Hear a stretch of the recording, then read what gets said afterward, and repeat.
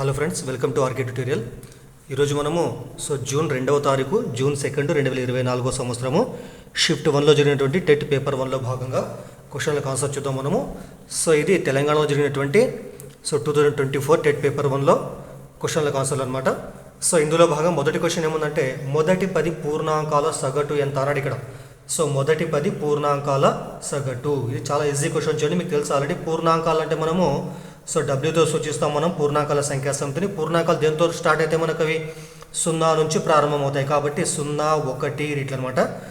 మనకి ఎక్కడ దాకా తీసుకోవాలి, మొదటి 10 అన్నాడు ఇక్కడ. కాబట్టి 10 పూర్ణాంకాలు తీసుకుంటాం మనం. కాబట్టి మరి మీకు తెలుసు ఆల్రెడీ సగటు ఫార్ములా రాశుల మొత్తం బై రాశుల సంఖ్య. కాబట్టి మొదటి 10 పూర్ణాంకాల సగటు అంటే ఏమొస్తుంది, ఎక్స్ బార్ ఈక్వల్ టు 10 పూర్ణాంకాలు మొత్తం కలపాలి మనం. 0 + 1 + 2 + 3 + 4 + 5 + 6 + 7 + 8 + 9 అన్నాడు. అంటే పూర్ణాంకాలు 9 తీసుకుంటాం మనం. 0 నుంచి 9 దాకా తీసుకుంటే వాటి సంఖ్య మొత్తం మనకు 10 ఉంటుంది. కాబట్టి 10 బై రాశుల మొత్తం బై రాశుల సంఖ్య బై 10 తీసుకుంటాం ఇక్కడ మనం. కాబట్టి 1 2 3 4 5 6 7 8 9 10 అనమాట.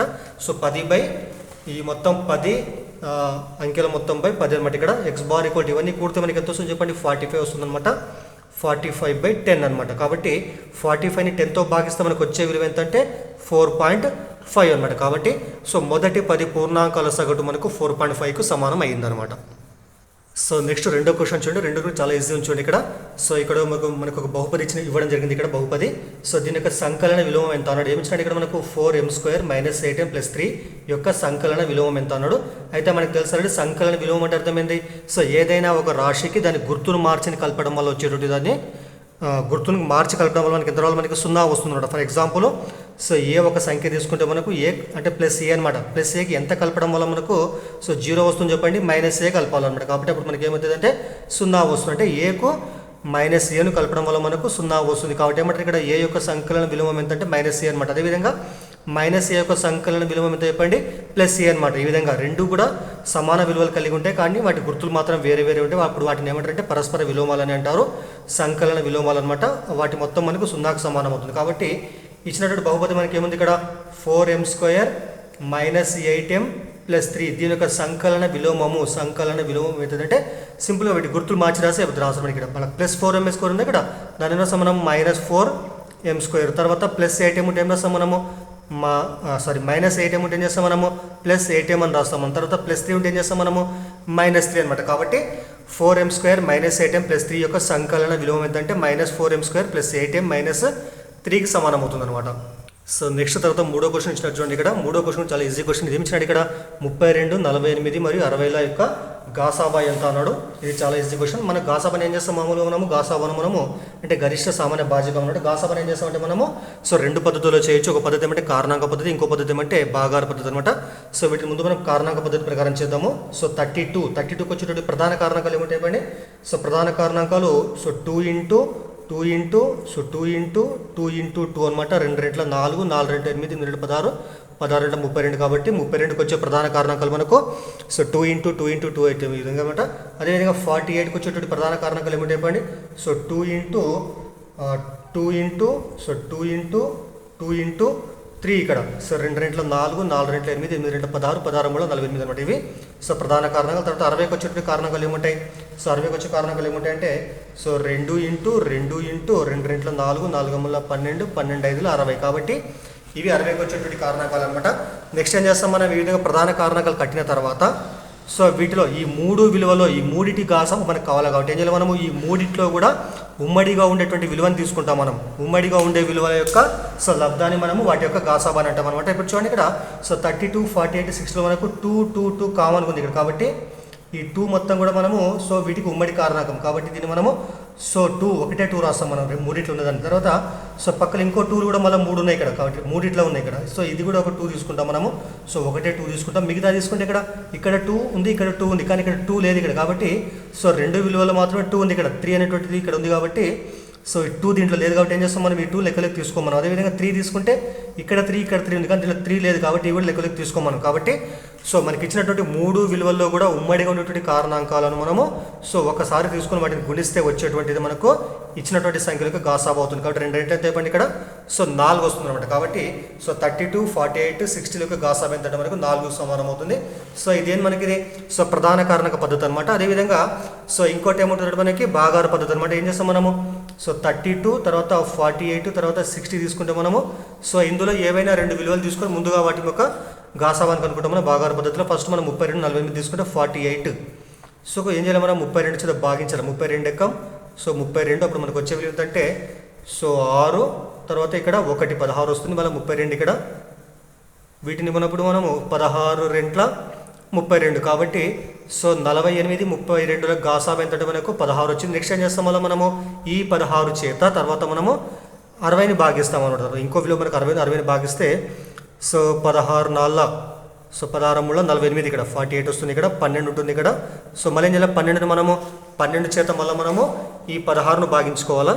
సో తర్వాత 12 ఎక్కం 12 ఇక్కడ తర్వాత మనకు వచ్చే శేషం ఎంత 4 అనమాట. తర్వాత ఇక్కడ 4తో దేని భాగించాలి వల్ల మనము సో 12 భాగిస్తాం మనం. కాబట్టి 4 ముళ్ళ 12. సో చివరిగా మనకి శేషం 0 వచ్చినప్పుడు సో ఏదైతే విలువ భాగిస్తుందో దాన్ని ఏమంటామంటే మనం ఇచ్చినటువంటి సంఖ్యల యొక్క గాసాబు అంటాము. కాబట్టి సో ఇలా చేసినా అలా చేసినా మనకు గాసాబు మాత్రము సో 4 వచ్చింది మనకి. సో నెక్స్ట్ తర్వాత 4th క్వశ్చన్ చూడండి. 4th కూడా చాలా ఈజీ ఉంది. ఇది సూత్రం మాత్రం ఏది ఏమి ఇచ్చిందంటే ఇక్కడ బాహ్య వృత్త వ్యాసార్థము క్యాపిటల్ R, బాహ్య వృత్త వ్యాసార్థం క్యాపిటల్ R మరియు అంతర్వృత్త వ్యాసార్థము స్మాల్ r అయితే కంకణాకార స్థలం యొక్క వైశాల్యమును ఏకు సమానమైతే ఏనకు సూత్రం ఏది అన్నాడు. మీకు తెలుసు ఆల్రెడీ. సో రెండు మనం ఏం చేస్తే కూడా బాహ్య వృత్తము అంతర్వృత్తం. ఫర్ ఎగ్జాంపుల్ కేంద్రం ఇక్కడ మనం ఈ విధంగా కేంద్రం తీసుకున్నప్పుడు ఈ కేంద్రం చుట్టూ ఒక వృత్తం ఉంటుంది ఈ విధంగా ఇక్కడ మనకి ఇక్కడ. సో ఇది అంతర్వృత్తం అనుకుంటే మనం దీనికి బాహ్యంగా సో దీనికి బయట మరొక వృత్తం తీసుకుంటాం మనము. ఈ విధంగా వృత్తం తీసుకున్నప్పుడు ఈ మధ్య ప్రాంతం ఏదైతే ఉంటుందో సో మధ్య ప్రాంతం ఏదైతే ఉంటుందో దీని ఏమంటే సో కంకణాకార స్థలం లేదా బాట లేదా సో కంకణాకార వృత్తం అని అంటారు దీన్ని. ఈ విధంగా అనమాట. సో ఈ విధంగా ఉన్నటువంటి ఈ యొక్క సో దీని యొక్క వైశాల్యం ఎంత అన్నాడు. అయితే చూడండి ఇక్కడ సో 2 వృత్తాలుగా లోపలి వృత్తము బయటి వృత్తాన్ని రెండింటి కూడా సో కేంద్రం మాత్రం ఉమ్మడి కేంద్రమే ఉంటుంది. అదేవిధంగా చిన్న వృత్తం ఏదైతే ఉంటుందో లోపల దీని యొక్క వ్యాసార్థం మనం స్మాల్ r అనుకుందాము. అదేవిధంగా బయటి వృత్తం ఏదైతే ఉంటుందో ఈ కేంద్రం నుంచే తీసుకుంటాం మళ్ళీ మనం. కేంద్రం నుంచి బయటి వృత్త పరిధి వరకు ఉన్న దూరాన్ని దీన్ని క్యాపిటల్ R. సో దీన్ని పెద్ద R యొక్క వ్యాసార్థంగా రాస్తాం మనము. ఇదేమో స్మాల్ r ఇదేమో క్యాపిటల్ Rగా తీసుకున్నప్పుడు మరి పెద్ద వృత్తం యొక్క వైశాల్యం ఫార్ములా పెద్ద వృత్తం యొక్క వైశాల్యం బయటి వృత్తం యొక్క వైశాల్యము పై క్యాపిటల్ R స్క్వేర్. చిన్న వృత్తం యొక్క వైశాల్యం formula pi small r square. కాబట్టి ఈ ప్రాంతం యొక్క వైశాల్యం అంటే ఏమవుతుంది మనకి ఈ పెద్ద వృత్తం యొక్క వైశాల్యం నుంచి మొత్తం మనం ఈ మొత్తం వైశాల్యంకి వెళ్ళి సో చిన్న వృత్తం యొక్క వైశాల్యం తీసేస్తే మనకు వచ్చేటువంటిదే సో కంకణాకారం యొక్క వైశాల్యం అంటే. కాబట్టి ఏం చేస్తాం మనం capital A is equal to pi r square minus pi small r square. ఇక్కడ నెక్స్ట్ ఏం చేస్తాం పై కామన్ తీస్తే మనము అప్పుడు లోపల మనకి విలువ ఏమంటే capital R square minus small r square. కాబట్టి సో ఈ కంకణాకార ప్రాంతం యొక్క వైశాల్యానికి ఫార్ములా ఏమంటే pi into capital R square minus small r. Capital R అంటే ఇక్కడ పెద్ద వృత్తం యొక్క వ్యాసార్థము, స్మాల్ r అంటే చిన్న వృత్తం యొక్క వ్యాసార్థం. దీన్ని ఇలా రాయొచ్చు. లేకుంటే సో పై ఇంటూ దేని ప్రకారం ఉంది A square minus B square సూత్రం ప్రకారం ఉంది. కాబట్టి సో A ప్లస్ B అంటే pi plus R into R plus R into R minus R అన్నమాట. ఈ విధంగా pi into R plus R capital R plus small r into capital R plus small rగా కూడా రాయడం జరుగుతుంది మనం. సో తర్వాత 5th క్వశ్చన్ చూడండి. 5th క్వశ్చన్ కూడా ఈజీ క్వశ్చన్ చూడండి. ఇది కూడా ఏమిచ్చినట్టు ఇక్కడ సో క్రింది వాళ్ళ పైథాగోరియన్ త్రికాలు ఏవని ఇది మీరు గుర్తుపెట్టుకోవాలా. 8th క్లాస్ ఉన్నటువంటి వర్గాలు వర్గములు అనే పాఠం ఉంటుంది అనమాట ఇది. సో అందరు కూడా పాఠం అందరు నేర్చుకోండి ఇక్కడ. సో అందులో కొన్ని మీకు ఎగ్జాంపుల్స్ ఉన్నాయి ఇక్కడ, అందరు నేర్చుకోండి. అవి చాలా సింపుల్. ఇక్కడ ఏమంటే ఇక్కడ ఇచ్చినటువంటి 3 విలువల్లో ఈ 3 కలిపి ఏమంటే వీటిని పైథాగోరియన్ త్రికాలు అనమాట. అయితే ఈ 3 ఏవి పైథాగోరియన్ త్రికాలు అవుతాయి అన్నాడు ఇక్కడ. అయితే ఇందులో మనకి ఆన్సర్ ఏమంటే థర్డ్ ఆన్సర్ అనమాట 8, 15, 17. మనం ఏం చేయాలి మనము సో పెద్ద విలువ ఇది చిన్న విలువ, మీడియం విలువ ఇది పెద్ద విలువ. కాబట్టి పెద్ద విలువ యొక్క వర్గం చేస్తే ఏం కావాలి అది సో మిగతా 2 విలువల యొక్క వర్గాల మొత్తానికి సమానమైతే వాటిని ఏమంటారంటే పైథాగోరియన్ త్రికాలు అని అంటారనమాట. ఇవి ఏవి కూడా పైథాగోరియన్ త్రికాలు కావు. సో మీరు తర్వాత చేసుకోవచ్చు కావాలని ఇక్కడ చెప్తా చూడండి. ఇక్కడ సో పెద్ద విలువ ఏదైతే ఉంటుంది మనము చిన్న విలువను స్మాల్ a, మీడియం విలువను b, ఈ విలువను c అనుకుంటే మనము పెద్ద విలువ వర్గం చేద్దాం మనము. సో 17 స్క్వేర్ చేస్తే మనకి ఎంత వస్తుంది చెప్పేటప్పుడు 289 అనమాట. అదేవిధంగా 15 వర్గం చేస్తే ఏమొస్తుంది చెప్పండి 15 స్క్వేర్ అంటే 225కి సమానం అవుతుంది అనమాట. అదేవిధంగా సో 8ను స్క్వేర్ చేస్తే ఏమొస్తుంది చెప్పండి 64 వస్తుంది అనమాట.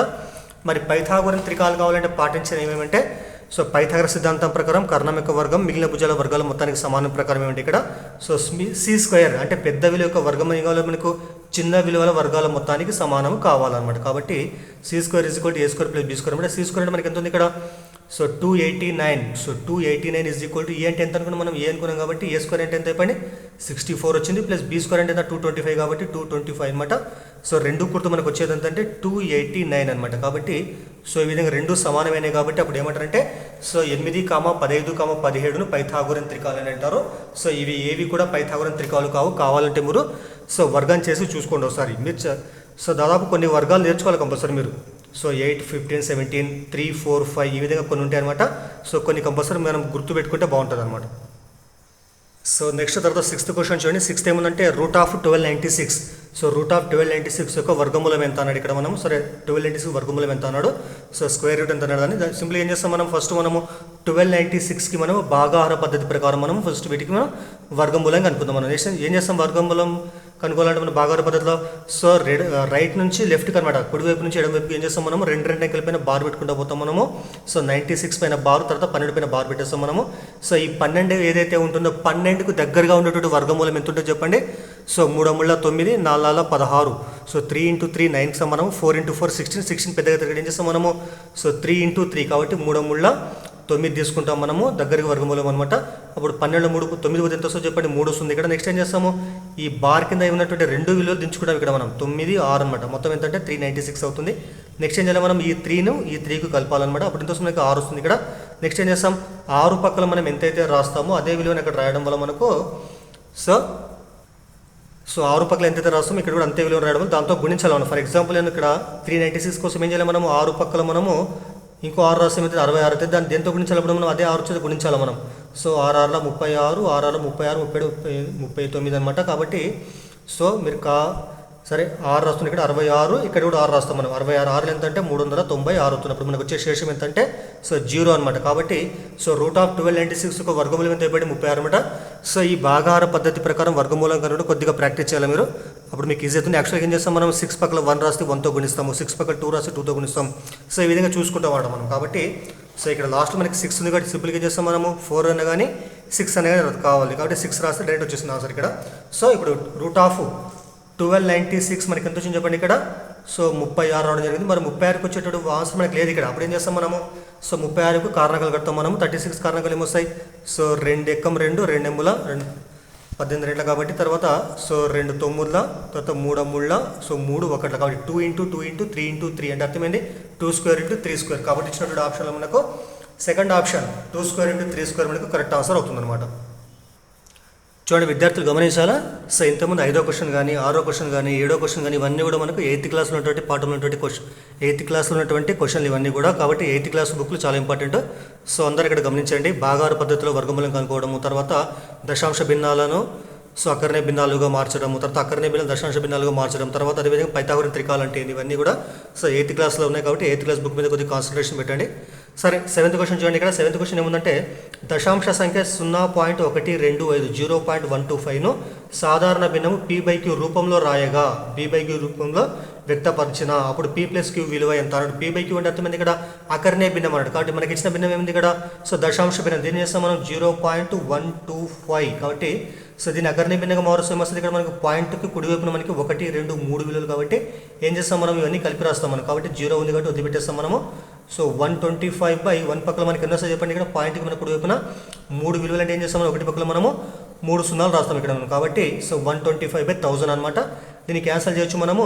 సో 125 ఎక్కం 125 128 సో 1000 అనమాట. కాబట్టి 1/8 వచ్చింది. దీన్ని ఏం చేస్తాం మనము p/q రూపంలో పోలుస్తాం మనం. కాబట్టి ఇది సో p/q అనుకుంటే మరి p అంటే మీకు ఎంత చెప్పండి ఇక్కడ 1 ఉంది.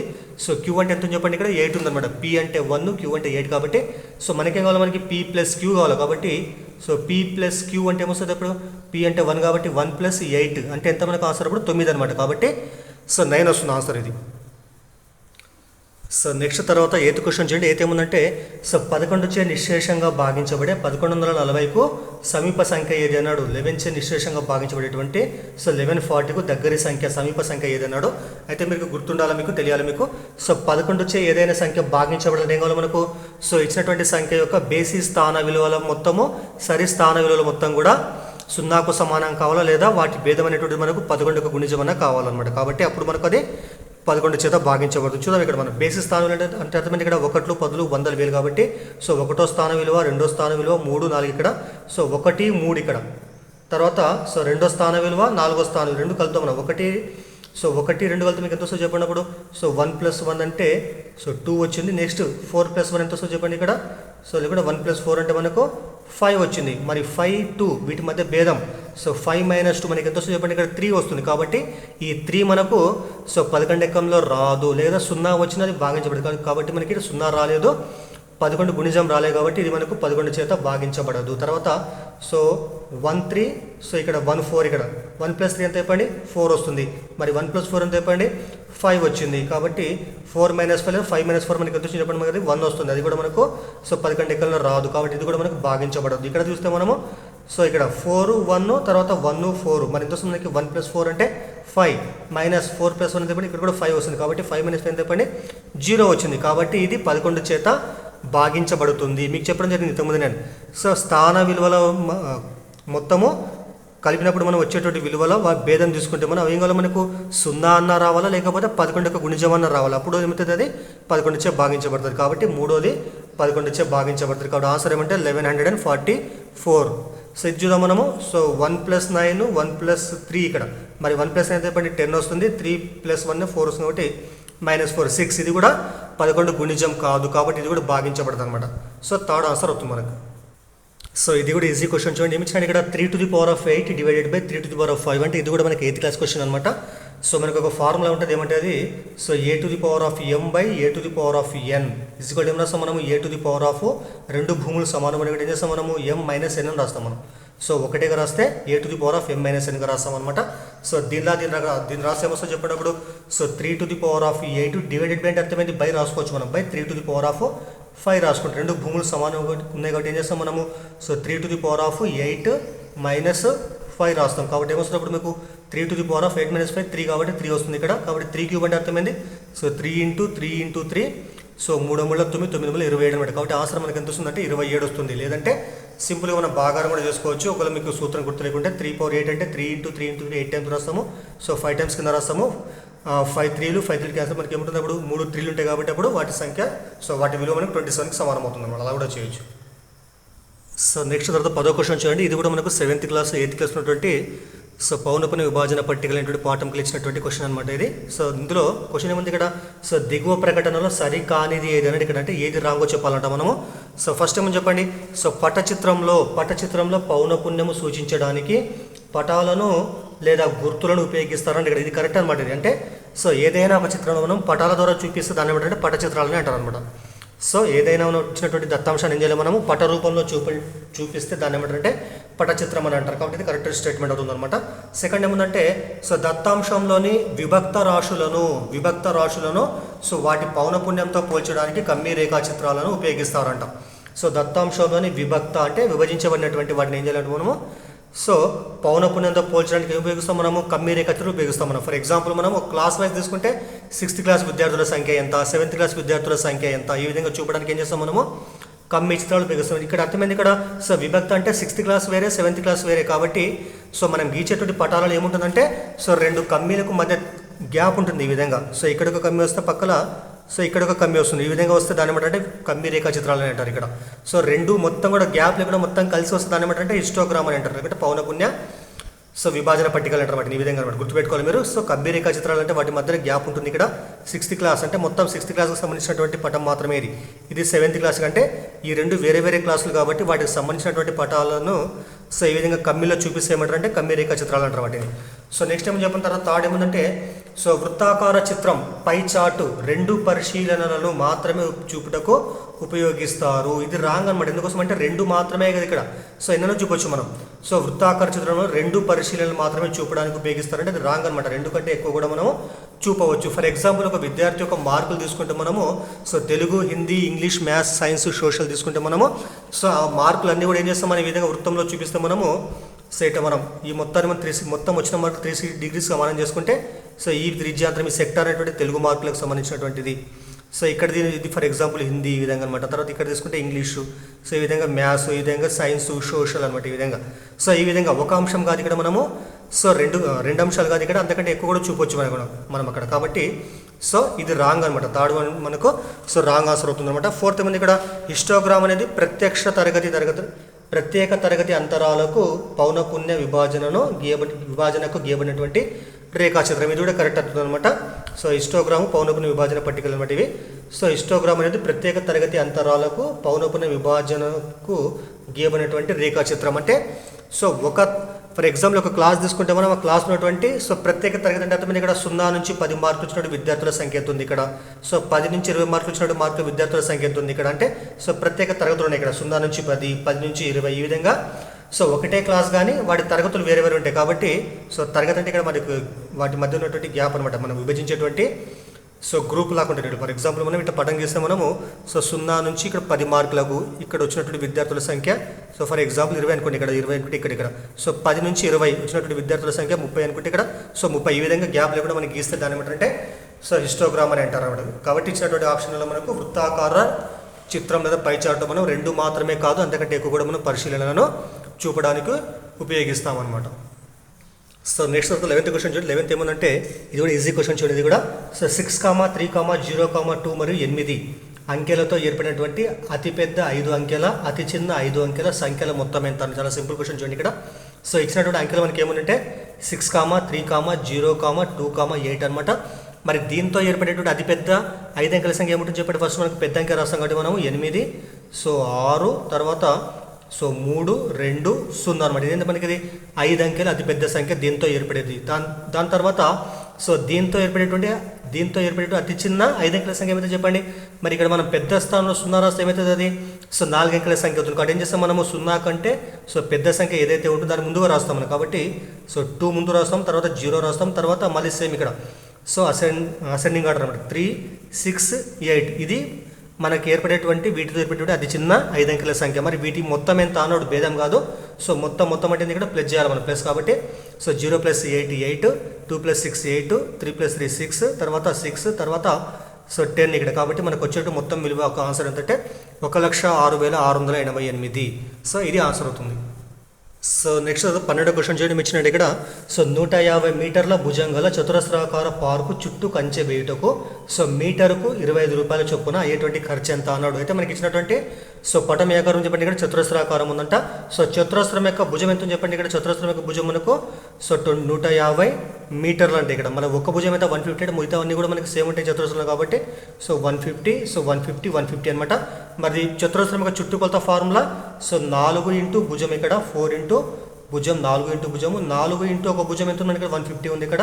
సో తర్వాత ఇదేంటి చుట్టుకొలత అవుతున్నాడు మొత్తం ఎంత 150 ఇంటూ 4 600 అవుతుంది అనమాట. 600 సో మీటర్లు చుట్టుకొలత అవుతుంది ఇక్కడ. అయితే మనకి ఏమైనా ఇక్కడ 1 మీటర్కి అయ్యేటువంటి ఖర్చు ఎంత అయిపోయింది 25 రూపాయలు అంట. అయితే అయ్యేటువంటి మొత్తం ఖర్చు ఎంత అన్నాడు. మనం సింపుల్గా ఏం చేస్తాం, మనం చుట్టుకొలత ఇంటూ 600 ఇంటూ ఎంత అయిపోయింది 1 మీటర్కి ఎంత 25 రూపీస్. కాబట్టి ఇంటూ చేస్తే మనకు వచ్చేది ఆన్సర్ అనమాట. 25 6 25 150, తర్వాత పక్కన 2 సున్నాలు కాబట్టి 0 ఇక్కడ. కాబట్టి మనకి అయితే మొత్తం ఖర్చు ఎంత అంటే 15,000 రూపాయలు అనమాట. కాబట్టి 15,000 రూపీస్ మనకు ఆన్సర్ అవుతుంది. సో నెక్స్ట్ 13వ క్వశ్చన్. ఇది చాలా ఈజీ క్వశ్చన్ చూడండి. ఏమిచ్చింది ఇక్కడ 2/3 - 3/5 ఎంత అన్నాడు. సో 2/3 - 3/5 అనమాట. సింపుల్గా ఏం చేస్తాం, మనం కాసా కట్టేస్తాం మనము.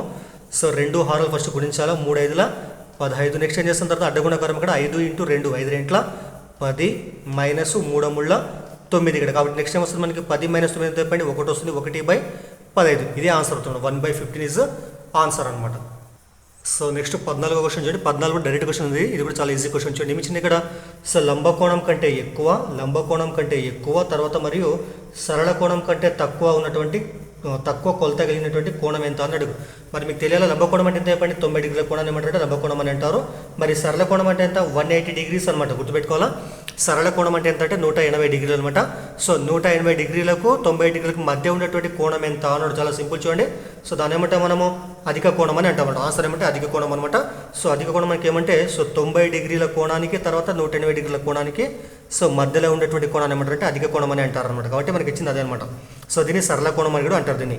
సో అల్పకోణం అంటే ఏం చెప్పండి, ఇక్కడ అల్పకోణం అంటే 0 డిగ్రీలకు తర్వాత సో 90 డిగ్రీలకు మధ్య ఉండేటువంటి కోణాన్ని ఏమంటారంటే అల్పకోణం అని అంటారు. 90 డిగ్రీల కోణాన్ని ఏమంటారు, లంబకోణం అని అంటారు. మరి పరావర్తన కోణం అంటే ఏం చెప్పండి, పరావర్తన కోణం అంటే ఏమంటే సో 180 డిగ్రీల కంటే ఎక్కువ, 360 డిగ్రీల కంటే కూడా తక్కువ, అంటే 180కి 360కి మధ్య ఉండేటువంటి కోణాన్ని ఏమంటారంటే సో పరావర్తన కోణం అని అంటారు. మరి శూన్య కోణం అంటే మీకు తెలుసు ఆల్రెడీ, 0 డిగ్రీల కోణాన్ని ఏమంటారంటే శూన్య కోణం అని అంటారు అనమాట. సో నెక్స్ట్ 15 క్వశ్చన్ చూడండి. 15 చాలా ఈజీ క్వశ్చన్ చూడండి ఇది కూడా. సో ఏమిచ్చండి ఇక్కడ, ఒక అంకె సహజ సంఖ్యల మధ్యగతం ఎంత అన్నాడు. మీకు తెలుసు ఆల్రెడీ సహజ సంఖ్యలు దేంతో సూచిస్తాం మనం, ఎంతో సూచిస్తాం మనం. సహజ సంఖ్యలు దేంతో స్టార్ట్ అయితే మనకు సో 1 నుంచి స్టార్ట్ అయితే 1, 2, 3 డైరెక్షన్ బట్టి ఇవి అనంతంగా ఉంటాయి. వీటిని ఏమంటారంటే సహజ సంఖ్యలు అని అంటారు ఇవి. సో మరి మనకి ఏమిచ్చింది ఇక్కడ ఒక అంకె సహజ సంఖ్య అన్నాడు ఇక్కడ. మరి ఒక అంకెలు అంటే ఏముంటుంది ఇక్కడ మనకి, ఒక అంకె అంటే సో 1, 2, 3, 4, 5, 6, 7, 8, 9.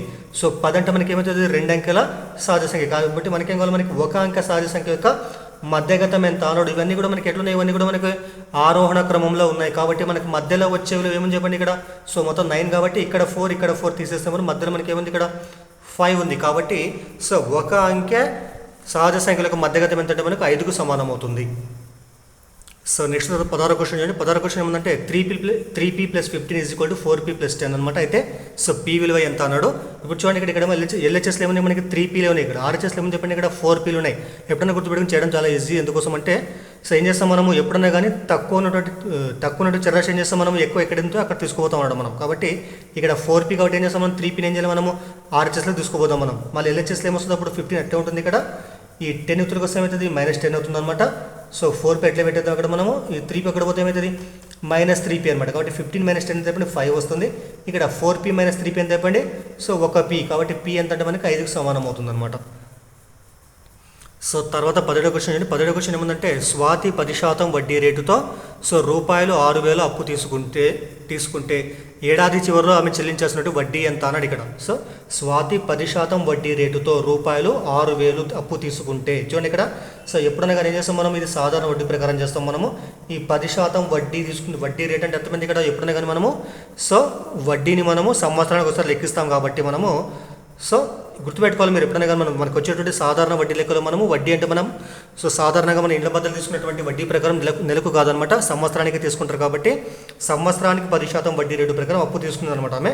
అయితే ఆమె 1 సంవత్సరం చివరిలో, ఏడాది అంటే అర్థమైంది ఇక్కడ, 1 సంవత్సరం చివరిలో చెల్లించాల్సినటువంటి సో వడ్డీ ఎంత అన్నాడు సింపుల్గా ఇక్కడ. అప్పుడు ఏం చేస్తాం మనము, 6,000 రూపాయలలో 10% వడ్డీ. కాబట్టి ఏం చేస్తాం మనము, 6,000 రూపాయలు ఇంటూ 10% అనమాట. అప్పుడు ఏం చేస్తాం మనము, 6,000 × 10% అంటే 6,000 10% అంటే ఎంత వస్తుంది ఇప్పుడు, 6,000 ఇంటూ దీని శాతాన్ని ఏం చేస్తాం మనము, శాతం పోవాలంటే ఏం చేస్తాం సింపుల్గా మనం 10/100 చేస్తాం మనం. సో 10ని 100తో భాగిస్తే శాతం పోతుంది అనమాట. అదే నెక్స్ట్ ఏం చేస్తాం సింపుల్గా మనము, సో 0 క్యాన్సల్ ఇక్కడ, ఇంకో జీరో క్యాన్సల్ ఇక్కడ.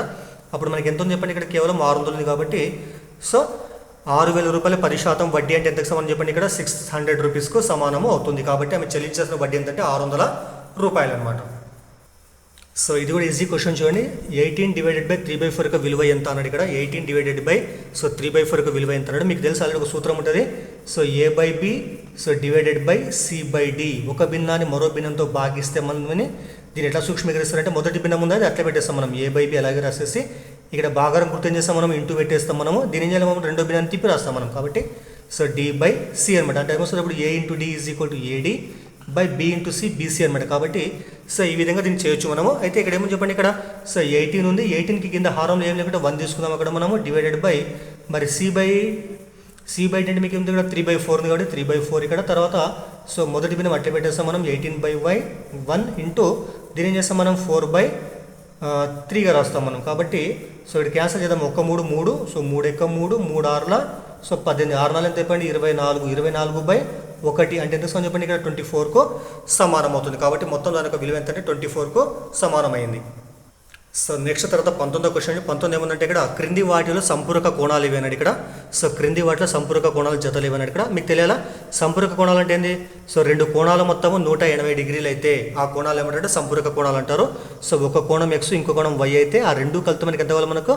సో 180 కావాలి. అప్పుడు ఏమంటారంటే ఎక్స్ ఒక సంపూరక కోణము వై యొక్క సంపూరక కోణం ఎక్స్ అనమాట. వాటి మొత్తం మనకు 180కి సమానం అవుతుంది.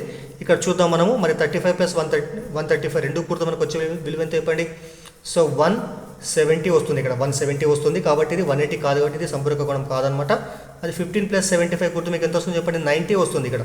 మరి రెండు కోణాలు మొత్తం 90 అయితే ఆ కోణాలు ఏమంటారు? సంపూరక కాదు పూరక కోణాలు అంటారు. ఇవి ఏమవుతుందంటే ఇది పూరక కోణం అనమాట. కాబట్టి ఇది కూడా మనకు కావాల్సిన ఆన్సర్ కాదు. నెక్స్ట్ ఏం చేస్తే కూడా మనం 115 + 65 ఎంత వస్తుంది చెప్పండి? రెండు గుర్తు మనకు 180 వస్తుంది. కాబట్టి ఇది మనకు కరెక్ట్ ఆన్సర్ అనమాట. కాబట్టి సో థర్డ్ మనకు ఆన్సర్ అవుతుంది. Plus next fourth one.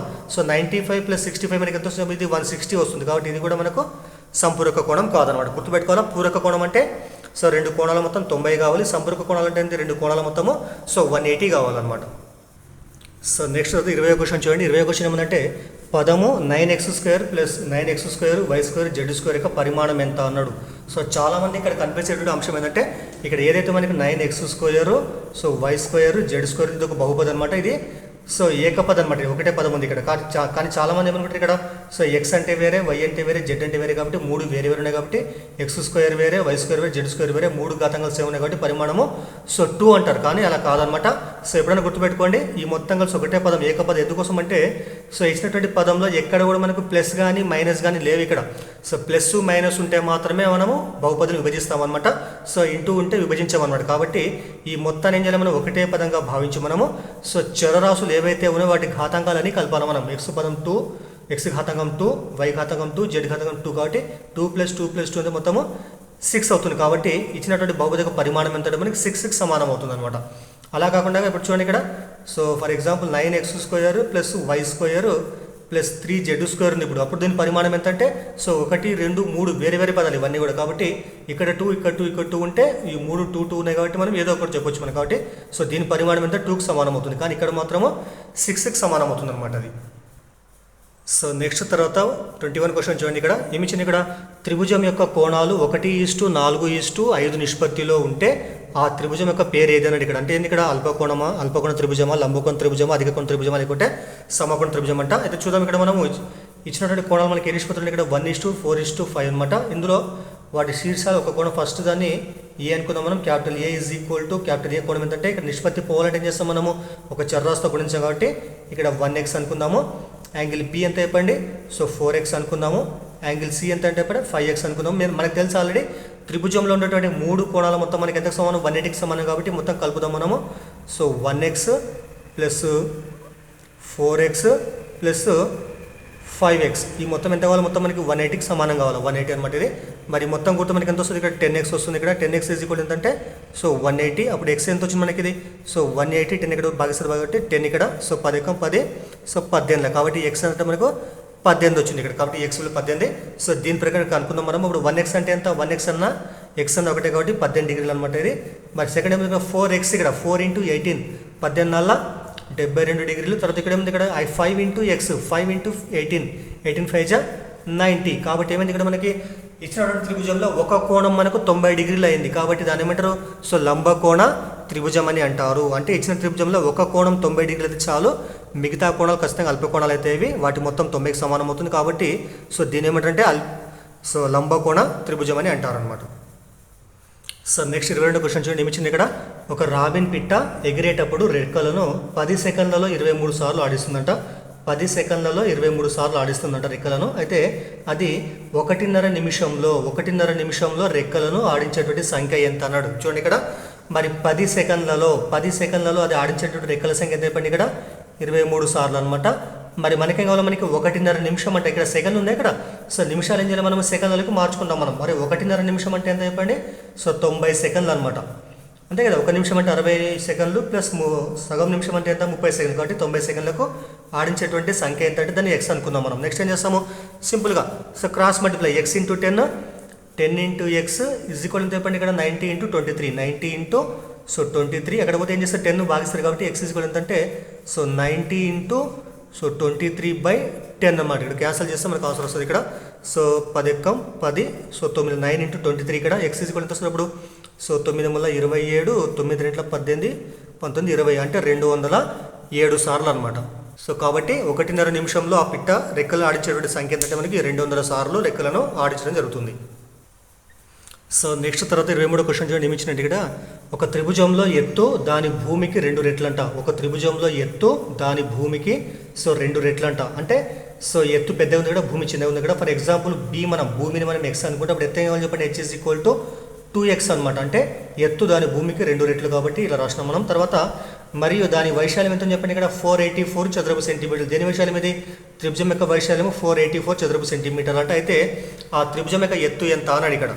సరే, దీనికంటే ముందు సో ప్రతి ఒక్కరు దయచేసి వీడియోని లైక్ చేయండి, అదేవిధంగా మీ ఫ్రెండ్స్కు ఫ్యామిలీ మెంబర్స్కు షేర్ చేయండి, అదేవిధంగా ఛానల్ని సబ్స్క్రైబ్ చేయండి. సో ఇప్పుడు మనం త్రిభుజ వైశాల్యం సూత్రం రాద్దాం. మనం త్రిభుజ వైశాల్యం ఫార్ములా ఏం చెప్పండి. So capital A is equal to half into so B into H అంటే 1/2 ఇంటూ భూమి ఇంటూ ఎత్తు అనమాట.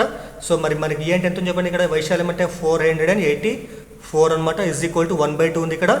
మరి B అంటే ఏమనుకున్నాం మనం, ఎక్స్ అనుకున్నాం, ఎక్స్ రాస్తుంది ఇక్కడ. మరి హెచ్ అంటే ఎంత చెప్పండి ఇక్కడ 2xకి సమానం అవుతుంది. మరి 2 క్యాన్సిల్ అయిపోతే మనకి ఏమొస్తుంది అప్పుడు.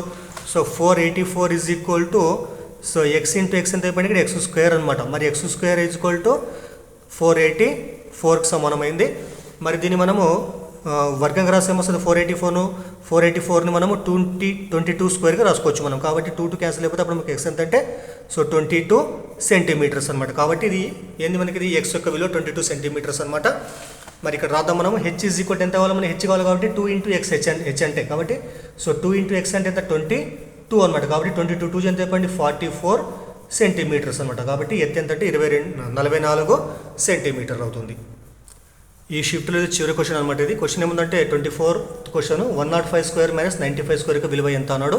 ఇది చాలా ఈజీ క్వశ్చన్ చూడండి. మనకు సూత్రం ప్రకారం దేని ప్రకారం అంటే so A² minus B² is equal to formula ఏం చెప్పండి, మీకు తెలుసు already A plus B into A minus B, దాని ప్రకారం అనమాట. మరి ఏ అంటే మీకు ఎంత ఉంది ఇక్కడ 105 కాబట్టి 105² మైనస్ B అంటే ఎంత ఉంది ఇక్కడ 95² కాబట్టి దీనిలాగా విడగొడితే ఏమొస్తుంది, కంపేర్ చేసుకుంటే మనము A అంటే 105 సో B అంటే 95 కాబట్టి ఫస్ట్ A ప్లస్ B అంటే ఏమొస్తుంది, సో 105 ప్లస్ 95 తర్వాత A మైనస్ B 105 మైనస్ 95 అనమాట. మరి 105 ప్లస్ 95 ఎంత వస్తుంది, ఇది 200కి సమానము. తర్వాత సో 105 మైనస్ 95 అయిపోయి 10కి సమానం అవుతుంది. కాబట్టి సో 10 ఇంటూ 200 ఎంత వస్తుంది మనకు 2000 వస్తుంది అనమాట. కాబట్టి 105² మైనస్ 95² యొక్క విలువ ఏంటంటే 2000కి సమానం అవుతుంది.